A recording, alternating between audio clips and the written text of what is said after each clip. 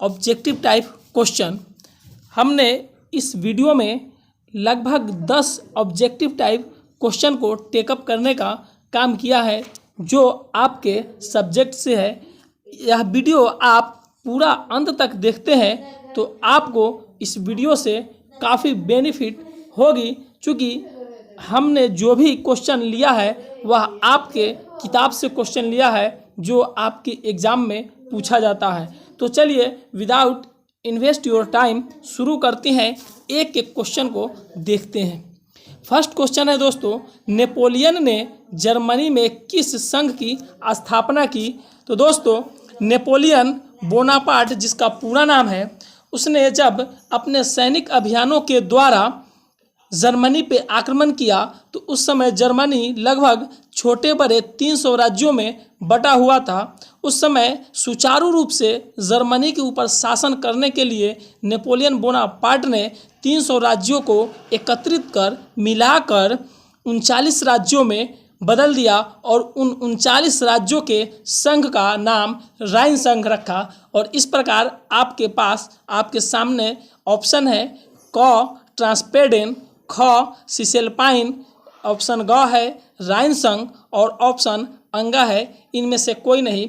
तो जैसे कि हमने आपको बताया है कि नेपोलियन ने 300 राज्यों को एकत्रित कर 39 राज्यों में बांटकर और उसका हेड ऑस्ट्रिया को बनाया और उसका नाम राइन संघ रखा, स्थापना किया। और इस प्रकार राइन संघ यानी ऑप्शन ग आपका आंसर हुआ।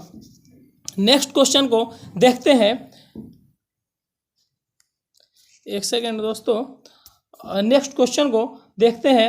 हंगरी की भाषा क्या थी? जिसमें ऑप्शन क है इतालवी और ऑप्शन ख है मैग्यार और ऑप्शन ग है पोलिश और ऑप्शन अंगा। दोस्तों एक बात यहाँ पे मिस हुआ है, क्योंकि क ख ग के बाद घ होना चाहिए, लेकिन जितने भी क्वेश्चन है उसमें क ख ग के बाद अंगा लिखा गया है। यह मिस टाइपिंग है, इस पे आप ध्यान नहीं दीजिएगा। चलिए तो देखते हैं। ऑप्शन क है इतालवी, ऑप्शन ख है मैग्यार और ऑप्शन अंगा है ऑप्शन ग है पोलिश और ऑप्शन अंगा है फ्रेंच। तो चूँकि जिस समय उस समय हंगरी में लगभग हंगरी की आधी आबादी मैग्यार भाषा बोली जाती थी, इसलिए 2 नंबर क्वेश्चन का आंसर आपका हो जाएगा मैग्यार और इस प्रकार मैग्यार आपका सही और करेक्ट आंसर हो गया। चलिए नेक्स्ट क्वेश्चन को देखते हैं और वह क्वेश्चन है 3 नंबर क्वेश्चन, यानी जोलवेराइन की स्थापना किस राज्य ने की? दोस्तों जोलवेराइन एक टैक्स से रिलेटेड संस्था थी जिसकी स्थापना पारसा ने किया था। और पारसा जो कि जर्मनी का एक बड़ा राज्य था, इसके बारे में जब हम जर्मनी के एकीकरण के बारे में वीडियो बनाएंगे तो आपको डिटेल्स बता देंगे। अभी हम ऑब्जेक्टिव टाइप क्वेश्चन आपको बता रहे हैं तो इसी हिसाब से आपको बता रहे हैं। क्वेश्चन था 3 नंबर, जोलवेराइन की स्थापना किस राज्य ने की? तो ऑप्शन क है प्रसा और ऑप्शन ख है ऑस्ट्रिया और ऑप्शन ग है सार्डिनिया, ऑप्शन अंगा है नेपल्स ने। तो इसमें आंसर आपका होगा ऑप्शन क, यानी प्रसा ने जोलवेराइन जैसे संस्था का स्थापना किया था, वो भी टैक्स के लिए। तो चलिए नेक्स्ट को देखते हैं। नेक्स्ट क्वेश्चन क्या है? क्वेश्चन नंबर 4 है, यंग यूरोप की स्थापना किसने की थी? दोस्तों यंग यूरोप और यंग इटली जैसे 2 संस्था का स्थापना इटली के एकीकरण के लिए मेजनी नामक क्रांतिकारियों ने किया था। मेजनी व जैसे राष्ट्रवादियों ने किया था। तो इसमें ऑप्शन का है मेजनी जो कि आपका करेक्ट आंसर है और ऑप्शन ख है कावूर, ऑप्शन ग है गैरीवाल्डी और ऑप्शन अंगा है बिस्मार्क। ये तीनों ऑप्शन नहीं होंगे और आपका जो फर्स्ट ऑप्शन है ऑप्शन का यही मेजनी आपका फर्स्ट आंसर होगा। चलिए नेक्स्ट क्वेश्चन को देखते हैं। यूनान के स्वतंत्रता संग्राम में किसकी पराजय हुई? जिसका ऑप्शन दिया हुआ है ऑप्शन क में यूनान की और ऑप्शन ख में तुर्की की, ऑप्शन ग है रूस की और ऑप्शन अंगा है फ्रांस की। दोस्तों जब यूनान में स्वतंत्रता संग्राम की लहर चली, क्योंकि उस समय यूनान ऑटोमन साम्राज्य तुर्की के अधीन था और ऑटोमन साम्राज्य तुर्की यूनानियों के ऊपर तरह तरह के जुल्म ढाहा करते थे, तो यूनान के अंदर भी राष्ट्रवादी भावनाएं जब जागृत हुई तो भारत के जैसे ही यूनानी लोग भी तुर्की से आज़ादी लेने की होड़ में आगे बढ़े और वहाँ पर भी स्वतंत्रता संग्राम के लिए क्रांतियाँ कर दी, जिसमें यूनान की विजय हुई और तुर्की की पराजय हुई। आप समझ गए होंगे, तो इसमें आपका आंसर हो जाएगा तुर्की। ठीक है दोस्तों, नेक्स्ट क्वेश्चन को देखते हैं कि मरियान किस देश के राष्ट्र के प्रतीक में थी। क्वेश्चन नंबर 6 है, जिसका ऑप्शन 1 है, ऑप्शन क है फ्रांस, ऑप्शन ख है जर्मनी, ऑप्शन ग है इटली और ऑप्शन अंगा है रूस। तो इसका आंसर आपका होगा फ्रांस, यानी मरियान फ्रांस के देश के राष्ट्र के प्रतीक थी। नेक्स्ट क्वेश्चन को देखते हैं। क्वेश्चन नंबर 7 है, फ्रैंकफर्ट की संधि किस वर्ष हुई थी। तो दोस्तों ऑप्शन क है आपके सामने 1864, ऑप्शन ख है 1866 और ऑप्शन ग है 1870 और ऑप्शन अंगा है 1871। दोस्तों यह फ्रैंकफर्ट एक जगह है जिसमें जब जर्मनी का एकीकरण हुआ था और जर्मनी के एकीकरण के लास्ट ईयर में जब उसकी क्रांतियाँ हो रही थी, तो जर्मनी के एकीकरण के लास्ट ईयर में जब जर्मनी एकीकरण हुआ था, फ्रैंकफर्ट जगह पे एक संधि हुई थी और वह संधि 1871 में हुई थी, जो कि आपका करेक्ट आंसर है। और इस प्रकार फ्रैंकफर्ट की संधि 1871 में हुई थी। नेक्स्ट क्वेश्चन और 8वां नंबर क्वेश्चन है, उसको देखते हैं। 1830 के क्रांति के बाद फ्रांस में किस प्रकार का शासन स्थापित हुआ।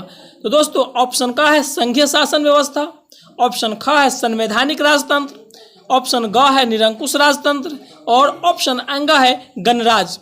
दोस्तों निरंकुश राजतंत्र जो कि पुरातन व्यवस्थाएं थी वो तो पहले से ही चली आ रही थी, लेकिन 1830 के क्रांति ने फ्रांस के अंदर एक बहुत ही अहम बदलाव लाया और वह था कि 1830 की क्रांति के बाद वहाँ पे यानी फ्रांस में संवैधानिक राजतंत्र की स्थापना हो गई और इस प्रकार आपका आंसर हो गया उत्तर में संवैधानिक राजतंत्र। आइए नेक्स्ट और 9 नंबर क्वेश्चन को देखते हैं। क्वेश्चन है सेडेवा के युद्ध में किसकी पराजय हुई। तो दोस्तों जब जर्मनी के एकीकरण के लिए प्रशा और नेक्स्ट क्वेश्चन है सेडेवा के युद्ध में किसकी पराजय हुई। ऑप्शन का है ऑस्ट्रिया, ऑप्शन ख है प्रशा, ऑप्शन ग है नेपल्स और ऑप्शन अंगा है सार्डिनिया। दोस्तों डायरेक्टली हम आपको आंसर बता सकते थे ऑस्ट्रिया और आपके स्क्रीन पे भी दिखाई दे रहा है, लेकिन इसके तह में जाकर के थोड़ा देखते हैं ताकि आप इस क्वेश्चन को भूल नहीं पाएंगे जब कॉन्सेप्ट आप समझे होंगे। तो देखिए जब जर्मनी में एकीकरण की लहर दौड़ी थी और प्रशा चाहता था कि हमारे नेतृत्व में जर्मनी का एकीकरण हो और ऑस्ट्रिया चाहता था कि हमारे नेतृत्व में जर्मनी का एकीकरण हो। दोस्तों नेक्स्ट और 9 नंबर क्वेश्चन है सेडेवा के युद्ध में किसकी पराजय हुई। तो दोस्तों आपके सामने ऑप्शन है क फर्स्ट ऑस्ट्रिया और ख है प्रशा और ग है नेपल्स और अंगा है सार्डिनिया। दोस्तों एक बात मैं आपको बता दूं और इस क्वेश्चन के तह में जाकर के कुछ बातें बता दूं, क्योंकि जर्मनी के एकीकरण के लिए प्रशा चाहता था कि प्रशा के नेतृत्व में जर्मनी का एकीकरण संभव हो और ऑस्ट्रिया चाहता था कि जर्मनी का एकीकरण ऑस्ट्रिया के नेतृत्व में संभव हो और दोनों इसी होड़ में आगे बढ़ रहा था। प्रशा का जो चांसलर था बिस्मार्क बहुत ही कूटनीतिक और चालाक व्यक्ति था। इसने डेनमार्क पे हमला करने के लिए ऑस्ट्रिया को अपने पाले में मिला लिया और ऑस्ट्रिया ने इस चाल को नहीं समझ पाया। अंततोगत्वा डेनमार्क तो हार गया, लेकिन ऑस्ट्रिया और प्रशा की विजय हुई 1864 ईस्वी में। फिर प्रशा का चांसलर बिस्मार्क ने ऑस्ट्रिया के साथ छल किया और जिस तरह से संधि हुई थी उस संधि के मुताबिक उसने आगे न चला और फिर 1866 ईस्वी में उसने ऑस्ट्रिया को हरा करके और जर्मनी यूरोप में यह साबित कर दिया कि जर्मनी के एकीकरण करने के लिए एक प्रशा ही ऐसा राज्य है जो संभावित है और जर्मनी का एकीकरण सिर्फ व सिर्फ प्रशा के नेतृत्व में ही संभव है। और इस प्रकार सेडेवा के युद्ध में ऑस्ट्रिया की पराजय हो गई। आइए नेक्स्ट क्वेश्चन देखते हैं। वह क्वेश्चन है और लास्ट क्वेश्चन है, किस युद्ध के बाद जर्मनी का एकीकरण संभव हुआ। तो दोस्तों जर्मनी का एकीकरण 1871 ईस्वी में हुआ और वह युद्ध था सीडान का युद्ध, यानी सीडान के युद्ध के बाद जर्मनी का एकीकरण संभव हुआ और इस प्रकार जर्मनी एक राष्ट्र के रूप में बदल गया और विलियम प्रथम जर्मन का सम्राट घोषित किया गया। तो दोस्तों ये था आपका चैप्टर 1 से 10 क्वेश्चन जो ऑब्जेक्टिव टाइप थे। अगर यह वीडियो आपको अच्छा लगा हो और आपको पसंद आया हो, आपको ऐसा लग रहा है कि इस वीडियो से आपको बेनिफिट हुआ हो, तो आप हमारे चैनल को सपोर्ट कीजिए सब्सक्राइब करके, या जैसे भी आप सपोर्ट कीजिए हमारे चैनल को।